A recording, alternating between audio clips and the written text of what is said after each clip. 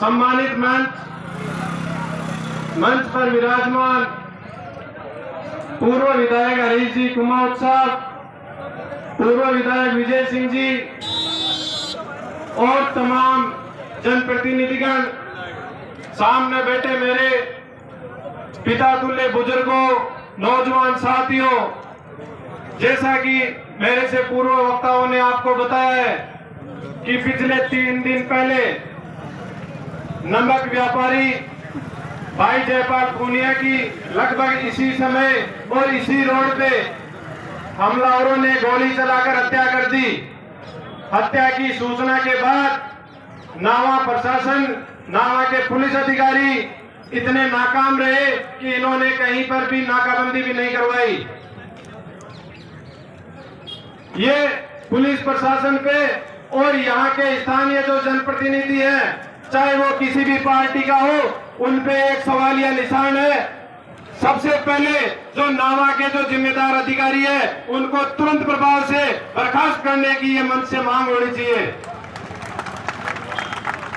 दूसरा, हमारे मंच के प्रतिनिधियों ने बना रखा है कि सीबीआई मांगो।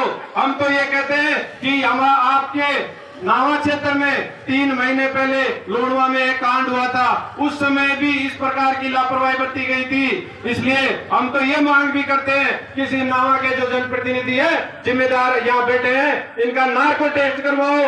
ये जनता में रहने के लायक नहीं है, क्योंकि वहाँ जब हजारों आदमी 4 दिन तक कड़ाके की सर्दी में सड़क पे पड़े थे और यहाँ का जनप्रतिनिधि जयपुर वहाँ बैठे थे और ये कह रहे थे कि ये रामनिवास महरिया ये गलत है। और जब चौथे दिन फैसला हुआ, उस दिन ये हुआ कि रामनिवास महरिया सही था, वहाँ की जनता सही थी और वो जो सामने आरोपी थे वो गलत थे, पुलिस के अधिकारी गलत थे और मारोट के थानेदार को वहां से रवाना करवाया था। इसी प्रकार आज हम यहाँ से मंच से आह्वान करते हैं और मंच के पदाधिकारी से निवेदन करते हैं कि जयपुर जिले से सैकड़ों की तादाद में हमारे नौजवान साथी, बड़े बुजुर्ग आज आए हैं। आप आह्वान करो, हम आपके पीछे हैं और जब तक आप कहोगे तब तक हम आपके कंधे से कंधा मिलाकर यहाँ खड़े हैं। और नावा की नहीं, यहाँ के जो जयपाल पूनिया भाई की हत्या हुई है, इनका परिवार, नावा की जनता और नावा के जनप्रतिनिधि जो यहाँ उनके लिए यहाँ बैठे हैं, वो ये ना समझे कि हम अकेले हैं। आपको चाहिए, आप जयपुर से सैकड़ों आए, जयपुर नजदीक है, हजारों की तादाद में यहाँ लाके बिठा देंगे और भाई को न्याय मिलना चाहिए। ये सरकार हत्यारी है। इन्होंने 2006 में, जब सबको पता है जनप्रतिनिधि है, जिसको नहीं पता है, 5 अप्रैल 2006 को एक सीकर में गोपाल फोगावट का हत्याकांड हुआ था। ये अपने आकाओं को खुश करने के लिए हमारे भाइयों को मरवा देते हैं, अपने आकाओं को खुश करने के लिए, अपने नंबर बढ़ाने के लिए हमारे भाइयों की हत्या करवा दी जाती है। क्या गुनाह था भाई जयपाल पूनिया का? वो दूसरे जिले से आके यहाँ रोजगार कर रहे थे, व्यापार कर रहे थे। यहाँ से 7 समुद्र पार जाके भी हमारे भाई व्यापार कर रहे हैं, रोजगार कर रहे हैं। क्या यही गुनाह था जयपाल पूनिया की कि यहाँ नावा में आकर वो व्यापार कर रहे थे? और जिस प्रकार इस एफआईआर में जिन जिन आरोपियों के नाम है, यहाँ के स्थानीय विधायक का नाम है, उनके भाई का नाम है और अन्य जो भी जनप्रतिनिधियों के नाम है, उनको तुरंत प्रभाव से जेल में डाला जाए। इन्वेस्टिगेशन बाद में होती रहेगी, क्योंकि जिस प्रकार आए दिन होती है, हमारे भी कई लोगों को जेलों में डाल दिया जाता है और इन्वेस्टिगेशन में वो बाइज्जत बरी होके आते हैं। अगर महेंद्र चौधरी नावा विधायक सही है तो उनको बाद में बाइज्जत बरी करवा देना, अभी उनको जेल में डाला जाए।